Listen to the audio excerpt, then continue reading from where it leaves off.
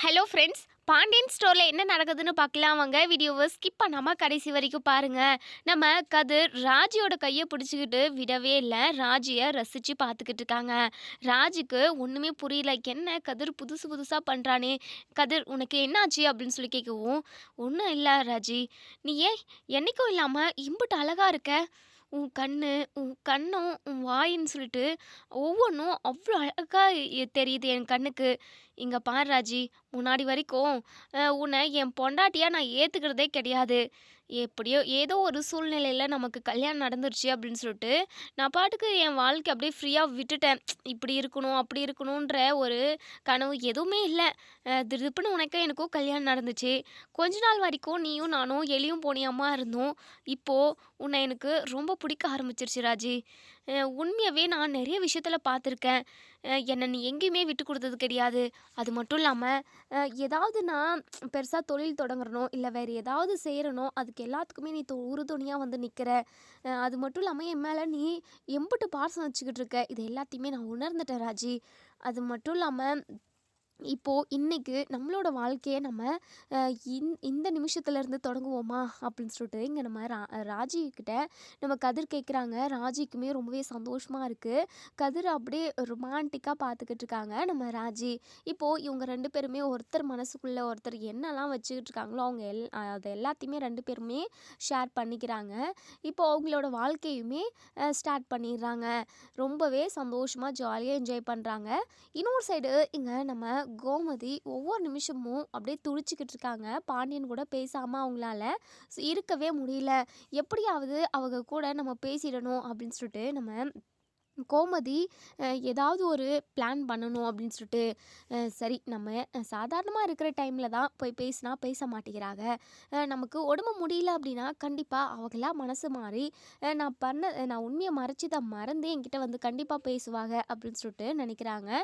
இது விஷயமா அரசிக்கிட்ட மட்டும் சொல்கிறாங்க. அரசி, நான் இப்படி தான் பண்ண போகிறேன். உன் அப்பா என் கூட பேசணுன்றதுக்காக நான் உடம்பு சரியில்லாத மாதிரி நடிக்கிறேன். நீ என் கூடவே இரு, ஓகேவா அப்படின்னு சொல்லிட்டு, ஆ சரிங்கம்மா அப்படின்னு சொல்லிட்டு இப்போது அதாவது ரூமுக்குள்ளே போயிட்டு பெட்ஷீட்டெல்லாம் போத்திக்கிட்டு நான் அப்படியே உடம்பு முடியாத மாதிரி இருக்காங்க. அரசி இருந்துட்டு பாண்டியன் கிட்ட போயிட்டு, அப்பா அம்மாவுக்கு உடம்பு முடியல போல், ரொம்பவே அப்படியே ஒரு மாதிரி அனல் அடிக்குதுப்பா, நீங்கள் வேணா அம்மாவை ஹாஸ்பிட்டலுக்கு கூட்டிகிட்டு போகிறீங்களா அப்படின்னு சொல்லிட்டு உடனே பாண்டியன் உள்ளே வராங்க. சரவணனுமே வராங்க. அம்மா என்னம்மாச்சு, ஏம்மா ஏம்மா இப்படி இப்போ படுத்துக்கிட்டு இருக்க, எப்பவுமே நீ இந்நேரத்தில் படுக்கவே மாட்டியே அப்படின்னு சொல்லிட்டு, டேய் சரவணா, உடம்பு முடியலடா, அப்படியே ஒரு மாதிரி கேராக இருக்குது, அது குளிர் ஜுரம் வர மாதிரியே இருக்குடா, அதான் போத்திக்கிட்டு இருக்கேன் அப்படின்னு சொல்லிட்டு உடனே சரவணன் முகம் அதுக்கப்புறம் கழுத்தாண்ட எல்லா இடத்துலையுமே அப்படியே தொட்டு பார்க்குறாங்க. சூடாக இருக்கா அப்படின்னு சொல்லிட்டு, இல்லையே அம்மா, என்னம்மா சூடாகவே இல்லை, டேய் அது அது வந்து அது உள் ஜுரமாக இருக்கும்டா, உள்ளுக்குள்ளே அடிக்குதுடா, அம்மாவால் ரொம்ப முடியல அப்படின்னு சொல்லிட்டு இப்போ பாண்டியனுமே அதை கவனிக்கிறாங்க. அதுக்கப்புறம் உள்ளே வந்து அவங்களோட எப்போவுமே நம்ம பாண்டியன் வந்து கடைக்கு போகிறதுக்காக ஒரு பேக் வச்சுக்கிட்டு இருப்பாங்க. அதை எடுத்துகிட்டு போகிறதுக்காக தான் ரூமுக்குள்ளேவே வந்திருப்பாங்க. கோமதி இப்படி படுத்துக்கிட்டு இருக்கிறது எல்லாத்தையுமே கவனிக்கிறாங்க. ஆனால் கோமதி கிட்ட ஒரு வார்த்தை கூட பேசுறதில்ல.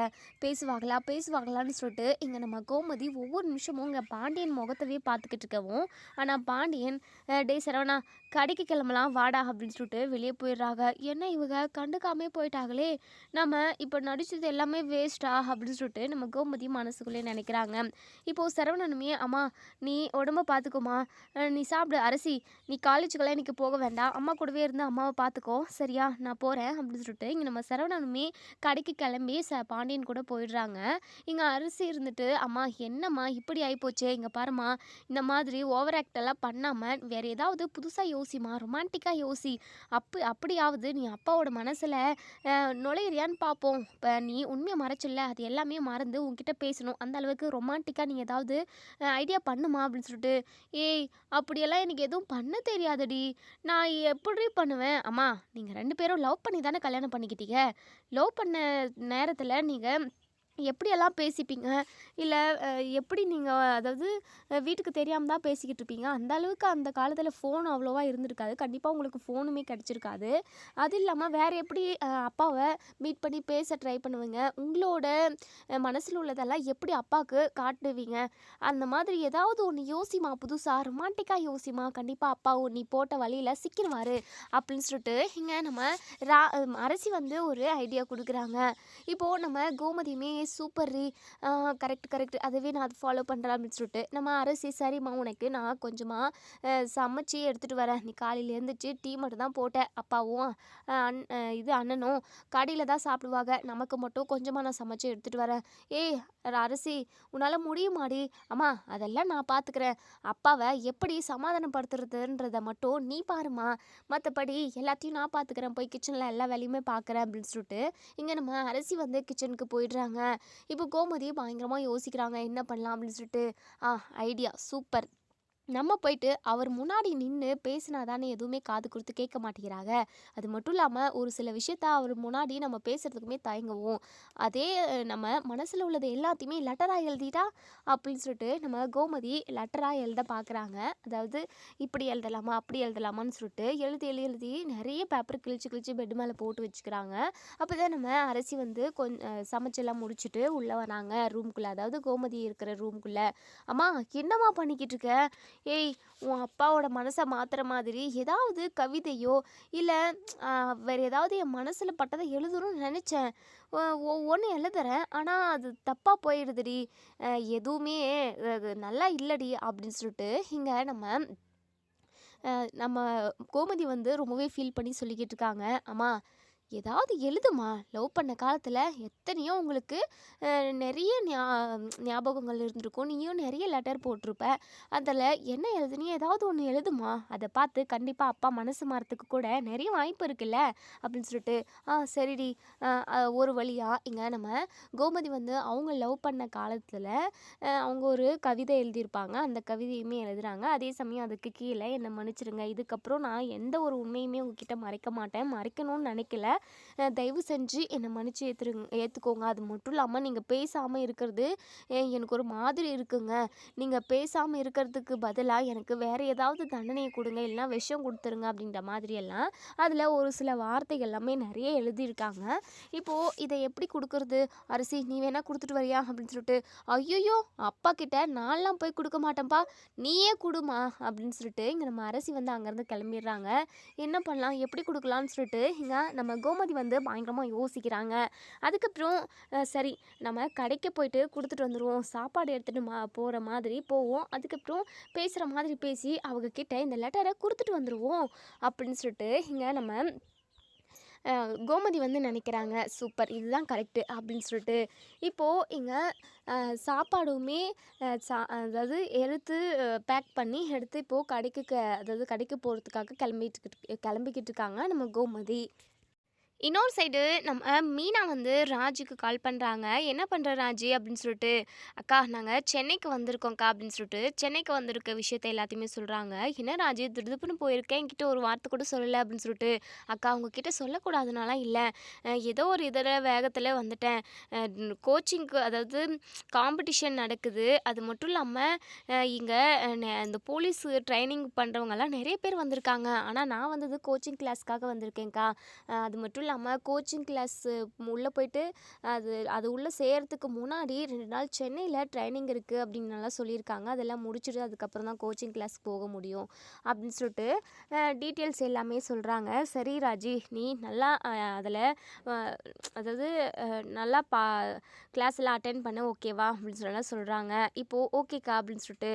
அக்கா அது வந்து ஒரு விஷயம் உங்ககிட்ட சொல்லணும்க்கா, நானே உங்களுக்கு கால் பண்ணலான்னு இருந்தேன். என்ன ராஜி அப்படின்னு சொல்லி கேட்கவும் அவங்க 2 பேருமே அவங்களோட வாழ்க்கையை நேற்று தான் ஆரம்பித்தாங்க அப்படின்ற விஷயத்த வந்து இங்கே நம்ம மீனா கிட்ட சொல்கிறாங்க. மீனாக்குமே ரொம்ப ரொம்ப சந்தோஷமாக இருக்குது. ராஜி அப்போது நீயும் கதிரும் ஒன்றும் மண்ணுமா இணைஞ்சிட்டீங்க அப்படி தானே? சரி ராஜி எப்போவுமே நீ சந்தோஷமாக கதிர் கூட ஜாலியாக இருக்கணும், அதுதான் இந்த அக்காவோட ஆசை அப்படின்னு சொல்லிட்டு நம்ம மீனா சொல்கிறாங்க. சரிங்க அக்கா அப்படின்னு சொல்லிட்டு வெக்கப்பட்டுக்கிட்டே இருக்காங்க. ராஜி இம்புட்டு சீக்கிரம் நீங்கள் ஒன்று சேர்ந்துட்டீங்க, எனக்கு ரொம்ப ரொம்ப சந்தோஷமாக இருக்குது. அதை எப்படி நான் வெளிப்படுத்துறதுன்னு கூட தெரியல ராஜி அப்படின்னு சொல்லிட்டு. அக்கா எனக்குமே அப்படிதான்க்கா இருக்கு. சென்னைக்கு வந்தோம். கோச்சிங்க்காக தான் வந்தோம். ஆனா இப்படி நடக்கும்னு சொல்லிட்டு நான் கொஞ்சம் கூட எதிர்பார்க்கல. அ கதிர் வந்து எனக்கு எப்படி சொல்றதுன்னே தெரியலக்கா. ஆனா மொத்தத்துல பயங்கர ஹாப்பியா இருக்கேங்க நானு அப்படின்னு சொல்றாங்க. சரி ராஜி, சரி சரி, ஓகே ஓகே, ஜாலியா என்ஜாய் பண்ணு அப்படின்னு சொல்லிட்டு ஃபோனை வச்சிடுறாங்க. இப்போ இங்க நம்ம பாக்கியமும் மயிலும் நம்ம மீனாவோட கோர்ட்டர்ஸ்க்கே வராங்க. நம்ம செந்தில் வந்து பால் வாங்கிட்டு வரதுக்காக கடைக்கு போயிட்டு இருந்திருப்பாங்க.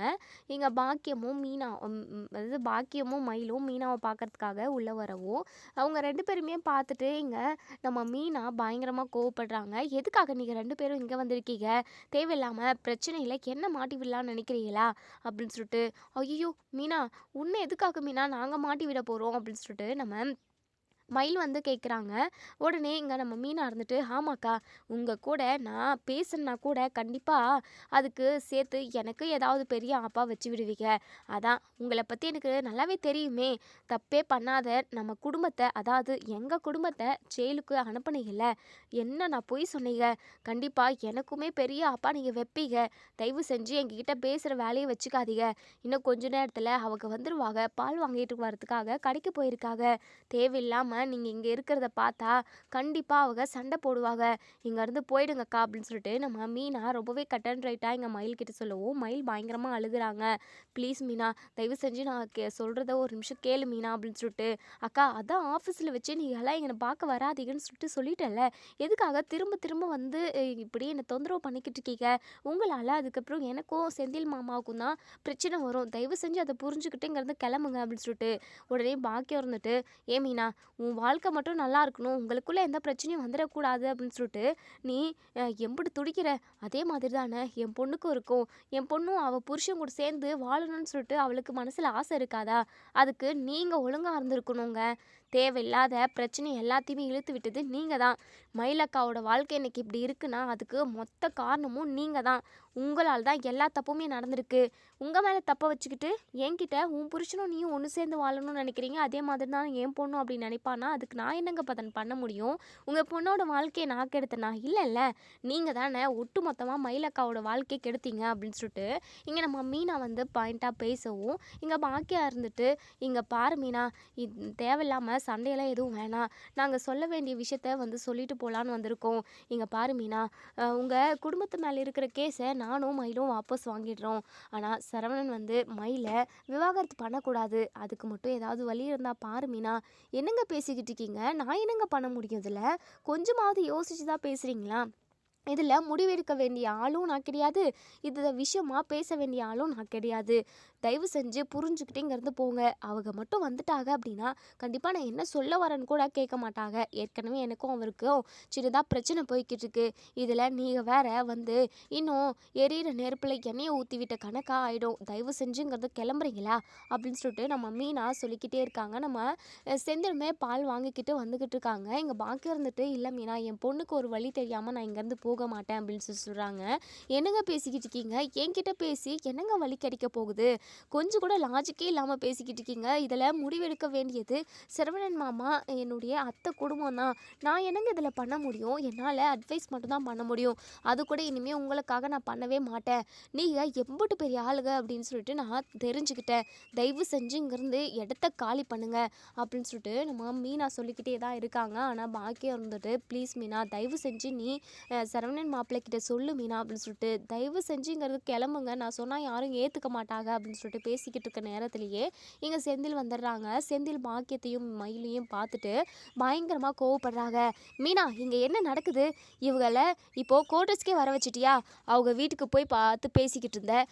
அதுக்கப்புறம் ஃபோனில் பேசிக்கிட்டு இருந்தேன். இப்போது கோர்ட்டர்ஸுக்கே வந்து பேசுகிறாங்க அப்படின்னா நீ அம்புட்டு இடம் கொடுத்து வச்சுருக்கியா? இவங்கெல்லாம் என்ன செஞ்சாங்கன்னு சொல்லிட்டு நீ எல்லாத்தையும் மறந்துட்டியா மீனா? நம்ம குடும்பத்துக்கே எம்புட்டு பெரிய துரோகத்தை பண்ணியிருக்காங்க. சரவணன் அண்ணனோட வாழ்க்கையை ஒட்டுமொத்தமாக குழி தோண்டி புதைச்சிட்டாங்க. அது மட்டுமா, போலீஸ் ஸ்டேஷன், கோர்ட்டு வாசல் அங்கே இங்கேன்னு சொல்லிட்டு எப்படியெல்லாம் இழுத்தடிச்சாங்க. இதெல்லாம் மறந்துட்டு நீ இவங்க கிட்ட உறவாடிக்கிட்டு இருக்கியா? இங்கே பாரு மீனா, இப்படியே போய்கிட்டு இருந்தது அப்படின்னா உனக்கும் எனக்கும் இருக்கிற உறவு கட்டே ஆகிடும் அப்படின்னு சொல்லிட்டு இங்கே செந்தில் பயங்கர ஆக்ரோஷமாக பேச பேசுவோம். உடனேங்க நம்ம மீனா இருந்துட்டு, "ஏங்க நான் சொல்றத ஒரு நிமிஷம் கேளுங்க. நான் இவங்கள வர சொல்லல" அப்படின்னு சொல்லிட்டு, "பொய் சொல்லாத மீனா. இவங்க கூட சேர்ந்து சேர்ந்து உனக்கும் போய் ஒட்டிக்கிச்சு. வேண்டாங்க தேவையில்லாம பேசிக்கிட்டு இருக்கீங்க" அப்படின்னு சொல்லிட்டு, உடனேங்க செந்தில் இருந்துட்டு, "இங்க பாரு மீனா, எப்பவுமே நீ எனக்கு என்கிட்ட எடக்கு முடக்கா பேசிக்கிட்டு இருக்க. நான் ஒன்று சொன்னேன் அப்படின்னா நீ அதை கேட்கவே மாட்டேங்கிற. எங்கள் குடும்பத்துக்கு ஏதாவது துரோகம் பண்ணணும்னு நினைக்கிறியா இவங்க கூட சேர்ந்துக்கிட்டு" அப்படின்னு சொல்லிட்டு, "ஏங்க அப்படியெல்லாம் இல்லைங்க. நான் இவங்கள வரவே சொல்லலை. இப்போ கூட இங்கே நிற்காதே, இங்கேருந்து போங்கன்னு சொல்லி தான் சொல்லிக்கிட்டு இருந்தேன்" அப்படின்னு சொல்லவும், அதே சமயம் பாக்கியத்துக்கிட்டே, "ஏங்க நீங்கள் சொல்லுங்கள், என் புருஷன்கிட்ட சொல்லுங்கள், அவர் தப்பாக புரிஞ்சுக்கிட்டு பேசிக்கிட்டு இருக்காரு" அப்படின்னு சொல்லவும், இங்கே பாக்கியம் இருந்துட்டு பேச வராங்க. உடனே இங்க செந்திலோ, "இங்க பாருங்க, உங்க வார்த்தைய உங்க வாய்ஸ கூட கேட்கறதுக்கு நான் ம அதாவது நான் ரெடியே இல்ல. தயவு செஞ்சு இங்கேருந்து போங்க. எப்படியும் நீங்க என்ன சொன்னாலும் அது பொய்யா தான் இருக்கும். தேவையில்லாம பேசி என்கிட்ட வாங்கி கட்டிக்காதீங்க. இங்கேருந்து போறீங்களா இல்லையா?"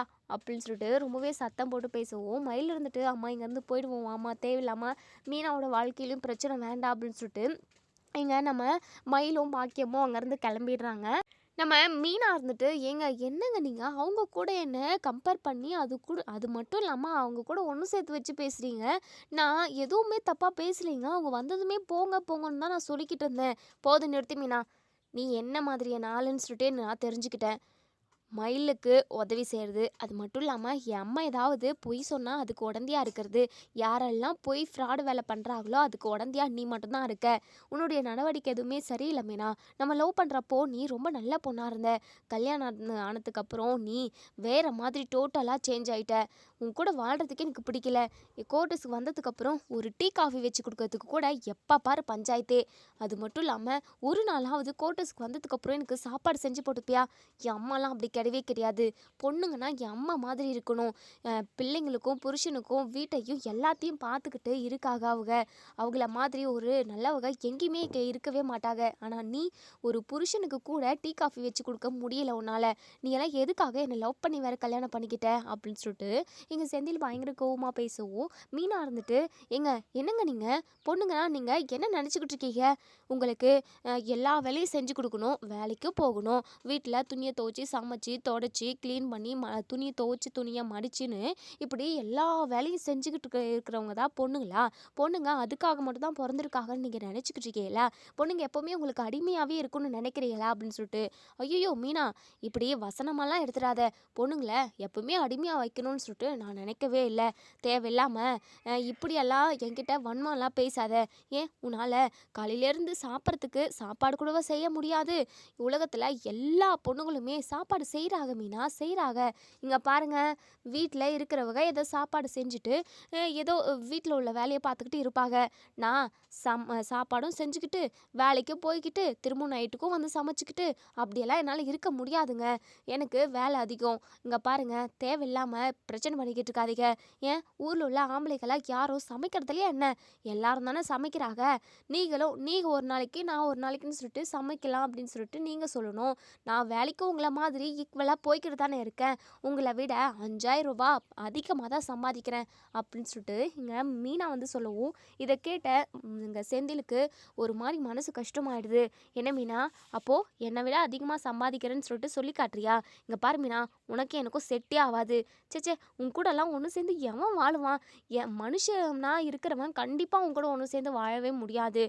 தயவு செஞ்சு நீ உன் அம்மா வீட்டுக்கு கிளம்பி போயிடு" அப்படின்னு சொல்லிட்டு, "ஏன் நான் எதுக்காக என் அம்மா வீட்டுக்கு போகணும்? நான் என் அத்தை வீட்டுக்கே போகிறேன். நீங்கள் இந்த கோட்டஸை கட்டி பிடிச்சிக்கிட்டு அழுதுகிட்டு இருங்க" அப்படின்னு சொல்லிட்டு இங்கே மீனா ட்ரெஸ் எல்லாத்தையுமே பேக் பண்ணுறாங்க. செந்தில் மனசுக்குள்ளேயே நினைக்கிறாங்க, என்ன அவங்க அம்மா வீட்டுக்கு போக சொன்னால் ஏன் அம்மா வீட்டுக்கு போகிறா? அது மட்டும் இல்லாமல் சும்மா பேச்சுக்கு சொன்னால் கூட உடனே ட்ரெஸ் எல்லாம் மூட்டை கட்ட ஆரம்பிச்சிடுறா. ச்சே, இவன் கூடலாம் எவன் தான் ஓரியாடுவான் அப்படின்னு சொல்லிட்டு இங்கே செந்தில் வந்து தலைமலை கையை வச்சுக்கிட்டு சோஃபா மேலே உட்காந்துக்கிறாங்க. என்ன பண்ணுறதுன்னு தெரியாமல் மீனா ட்ரெஸ் எல்லாமே ஒரு பக்கம் பேக் பண்ணிக்கிட்டு இருக்காங்க. இன்னொரு சைடு இங்கே நம்ம ராஜி அதாவது கோச்சிங் சென்டருக்கு எல்லாத்துக்குமே போகிறாங்க. அங்கே எல்லாமே கலந்துக்கிறாங்க இப்படி அப்படின்னு சொல்லிட்டு அவங்க எல்லாமே ட்ரைனிங் கொடுக்குறாங்க. அதுக்கப்புறம் நம்ம ராஜியும் அதுக்கப்புறம் கதிரும் வந்துடுறாங்க.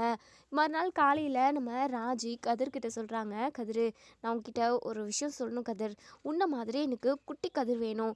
குட்டி தம்பி தான் எனக்கு வேணும்" அப்படின்னு சொல்லிட்டு ராஜி சொல்லுவோம். கதிர் இருந்துட்டு, "என்ன ராஜி, காலையிலேயே இந்த மாதிரி குழந்தை புராணத்தை எடுத்துக்கிட்டு இருக்க?" "ஆமாம், குழந்தை பெற்றுக்கணும்ல. நமக்கும் கல்யாணம் ஆகி ரொம்ப நாள் ஆச்சு. நம்ம வாழ்க்கையுமே நம்ம ஸ்டார்ட் பண்ண ஆரம்பிச்சிட்டோம். இதுக்கப்புறம் குழந்தைய பார்க்கணுன்னு தான் ஆசையா இருக்கும்." அப்படின்னு சொல்லிட்டு நம்ம ராஜி சொல்றாங்க. "நீ சொல்றதும் கரெக்ட்டு தான். அது மட்டும் இல்லாம அ நீ சீக்கிரமாவே பிரெக்னன்ட் ஆயிடணும்." அப்படின்னு சொல்லிட்டு இப்படி சில நாட்கள் போகுது. அதுக்கப்புறம் நம்ம ராஜியும் கதிரும் கோச்சிங் எல்லாம் முடிச்சுட்டு வந்துடுறாங்க. சில மாதங்களும் போகுது.